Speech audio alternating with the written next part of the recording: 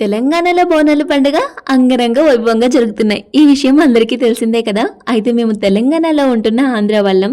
మాకు బోనాల పండుగ పూజా విధానం తెలియదు, కానీ తినే విధానం మాత్రం బాగా తెలుసు. ఒక విధానం తెలియకపోయినా ఒక విధానం తెలుసు కాబట్టి మా వారు బోనాల పండుగని ఏదో ఒక విధంగా సెలబ్రేట్ చేసుకోవాలన్న ఉద్దేశంతో నాటుకోడి తీసుకొచ్చారు. ఆ నాటుకోడిని నేను ఇలా కూరొండుతున్నాను. చాలా బాగుంటుంది తెలుసా. మీరు ఎప్పుడు ఇలాంటి ప్రాసెస్ మీరు చూసి ఉండరు. ఇలా మా అమ్మమ్మ వండేవాళ్ళు అనమాట. చాలా బాగుంటుంది. నేను వేరే చికెన్కి అయితే ఏవేవో ప్రాసెస్లు ఫాలో అవుతాను, కానీ ఈ నాటుకోడి మాత్రం ఇలానే వండుతాను. మీరు కూడా ఒక్కసారి నేను ఇక్కడ చూపిస్తున్న ప్రాసెస్లో వండి చూడండి. నాటుకోడిని చాలా బాగుంటుంది, అదిరిపోతుంది అంటారు మీరే. ఫస్ట్ ఏం చేశాను, చికెను, ఉల్లిపాయలు, పచ్చిమిర్చి, ఉప్పు, కారం, పసుపు, ఆయిల్ వేసి బాగా కలిపేసి కాస్త వేగాక ఆ గసగసాలతో తయారు చేసిన మసాలా వేసి కాస్త వేయించిన తర్వాత వేడి నీళ్ళు పోసి కాస్త మగ్గిస్తే చికెన్ కూర రెడీ. నాటుకోడి కూర మీలో ఎంతమందికి ఇష్టం?